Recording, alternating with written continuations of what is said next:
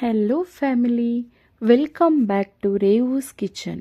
ಇವತ್ತು ನಿಮಗೋಸ್ಕರ ನಾನು ತಂದಿದ್ದೀನಿ ಒಂದೊಳ್ಳೆ ಬ್ರೇಕ್ಫಾಸ್ಟ್ ರೆಸಿಪಿ. ಬೇಗನೆ ಮಾಡ್ಕೊಳ್ಳೋ ಅಂತಹ ಕೊತ್ತಂಬರಿ ಸೊಪ್ಪಿನ ಅನ್ನ, ಕೊರಿಯಾಂಡರ್ ರೈಸ್. ತುಂಬಾ ಬೇಗ ಮಾಡ್ಕೋಬೋದು, ತುಂಬ ಟೇಸ್ಟಿಯಾಗಿದೆ, ಆರೋಗ್ಯಕ್ಕೂ ಕೂಡ ತುಂಬಾ ಒಳ್ಳೆಯದು. ಬನ್ನಿ ಹೇಗೆ ಮಾಡ್ಕೊಳ್ಳೋದು ಅಂತ ತೋರಿಸ್ತೀನಿ. ಇದಕ್ಕೆ ಒಂದು ಚಿಕ್ಕ ಜಾರ್ ಇಟ್ಕೊಂಡು ಅದಕ್ಕೆ 4 ಮೆಣಸಿನ್ಕಾಯಿ, 6 ಎಸಳು ಬೆಳ್ಳುಳ್ಳಿ, 1 ಇಂಚಷ್ಟು ಶುಂಠಿ, ಒಂದು ಅರ್ಧ ಕಟ್ಟು ಕೊತ್ತಂಬರಿ ಸೊಪ್ಪು. ಕೊತ್ತಂಬರಿ ಸೊಪ್ಪನ್ನ ಸ್ವಲ್ಪ ಜಾಸ್ತಿ ತಗೊಳ್ಳಿ ನೀವು, ಇದಕ್ಕೆ ತುಂಬ ಟೇಸ್ಟಾಗಿ ಬರುತ್ತೆ. ಆಮೇಲೆ 1 ಚಿಟಿಕೆಯಷ್ಟು ಅರಿಶಿಣ, ಅರ್ಧ ಸ್ಪೂನಷ್ಟು ಜೀರಿಗೆ ಹಾಕ್ಕೊಂಡು ನುಣ್ಣಗೆ ಪೇಸ್ಟ್ ಮಾಡಿಟ್ಕೊಳ್ಳಿ. ಇವಾಗ ಒಂದು ಕಡಾಯಿ ತೊಗೊಂಡು ಅದಕ್ಕೆ ಸ್ವಲ್ಪ ಎಣ್ಣೆ ಹಾಕ್ಕೊಂಡು ಅದಕ್ಕೆ ಸಾಸಿವೆ ಹಾಕೋಣ. ಸಾಸಿವೆ ಸಿಡಿದ ಮೇಲೆ ನಾವು ಕಡಲೆಬೇಳೆ ಹಾಕ್ಕೊಳ್ಳೋಣ. ನೋಡಿ ಸ್ನೇಹಿತರೆ, ಇದಕ್ಕೆ ನೀವು ಬೇಕಿದ್ರೆ ತರಕಾರಿ ಕೂಡ ಹಾಕ್ಕೋಬೋದು, ಮೊಟ್ಟೆ ಹಾಕ್ಕೋಬೋದು, ಬಟಾಣಿ, ಏನು ಬೇಕಾದರೂ ಹಾಕ್ಕೊಂಡು ತುಂಬ ಸುಲಭವಾಗಿ ಮಾಡ್ಕೋಬೋದು.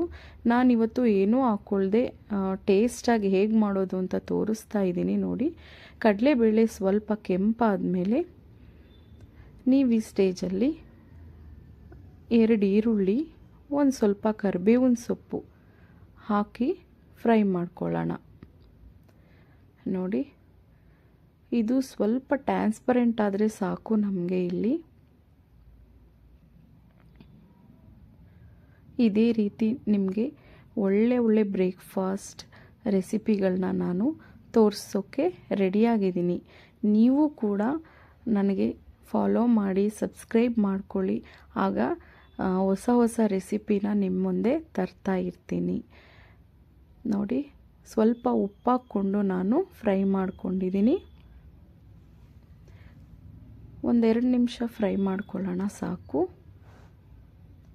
ಇವಾಗ ನಾವೇನು ರುಬ್ಬಿಟ್ಕೊಂಡಿದ್ವಲ್ಲ ಆ ಪೇಸ್ಟ್ನೂ ಕೂಡ ಇದಕ್ಕೆ ಸೇರಿಸ್ಕೊಳ್ಳೋಣ. ಸ್ವಲ್ಪ ಲೋ ಫ್ಲೇಮ್ ಮಾಡ್ಕೊಳ್ಳಿ. ಇದು ಹಾಕುವಾಗ ಈ ರೀತಿ ಸ್ವಲ್ಪ ಫ್ರೈ ಮಾಡ್ಕೊಳ್ಳಿ. ನಾವು ಹಸಿಮೆಣಸಿನಕಾಯಿ, ಕೊತ್ತಂಬರಿ ಸೊಪ್ಪು, ಬೆಳ್ಳುಳ್ಳಿ, ಶುಂಠಿ ಎಲ್ಲ ಹಸಿಯಾಗಿ ಹಾಕಿರೋದ್ರಿಂದ ಸ್ವಲ್ಪ ಒಂದು 3 ನಿಮಿಷ ಅಷ್ಟು ನಾವು ಇದನ್ನು ಎಣ್ಣೆಯಲ್ಲಿ ಫ್ರೈ ಮಾಡ್ಕೊಳ್ಳೋಣ. ಸ್ವಲ್ಪ ಉಪ್ಪು ಹಾಕ್ಕೊಂಡು ಫ್ರೈ ಮಾಡ್ಕೊಳ್ಳೋಣ. ಅದು ಸುತ್ತ ಎಣ್ಣೆ ಬಿಡುವಷ್ಟು ಫ್ರೈ ಮಾಡಿಕೊಂಡ್ರೆ ಸಾಕಾಗುತ್ತೆ.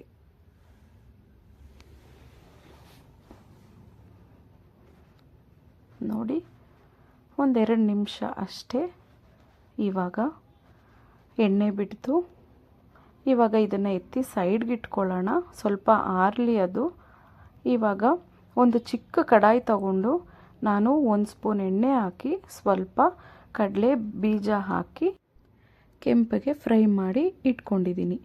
ಇವಾಗ ನಾವೇನು ಗೊಜ್ಜು ಮಾಡಿ ಇಟ್ಕೊಂಡಿದ್ವಲ್ಲ ಅದಕ್ಕೆ ಅನ್ನ ಹಾಕಿ ಕಲಿಸ್ಕೊಳ್ಳೋಣ. ನಾನು ಅನ್ನ ಮಾಡುವಾಗ ಉಪ್ಪು ಹಾಕ್ಕೊಂಡಿಲ್ಲ, ಸೊ ಪೂರ್ತಿ ನಾನು ಉಪ್ಪೆಲ್ಲ ನೋಡಿಕೊಂಡು ಕರೆಕ್ಟಾಗಿ ಕಲಿಸ್ಕೊತೀನಿ. ನೋಡಿ, ನೀಟಾಗಿ ಮಿಕ್ಸ್ ಮಾಡ್ಕೊಳ್ಳೋಣ.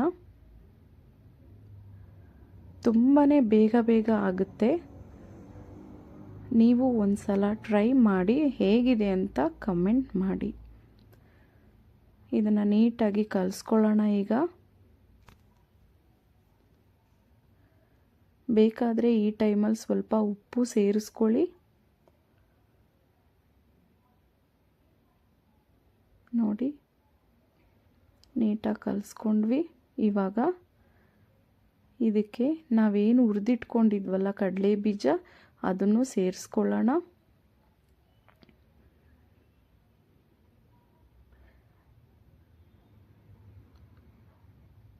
ನಮಗೆ ಇದು ಲಂಚ್ ಬಾಕ್ಸ್ಗೆ ಮತ್ತು ದಿಢೀರಂತ ಯಾರಾದರೂ ಮನೆಗೆ ಗೆಸ್ಟ್ ಬಂದರೆ ಈಸಿಯಾಗಿ ಮಾಡ್ಕೋಬೋದು.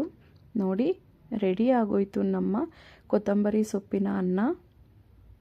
ಈ ವಿಡಿಯೋ ನಿಮಗೆ ಇಷ್ಟ ಆಗಿದ್ದಲ್ಲಿ ಲೈಕ್ ಮಾಡಿ, ಶೇರ್ ಮಾಡಿ, ಸಬ್ಸ್ಕ್ರೈಬ್ ಮಾಡ್ಕೊಳ್ಳಿ, ಬೆಲ್ ಐಕಾನ್ನ ಕ್ಲಿಕ್ ಮಾಡಿ. Thank you for watching.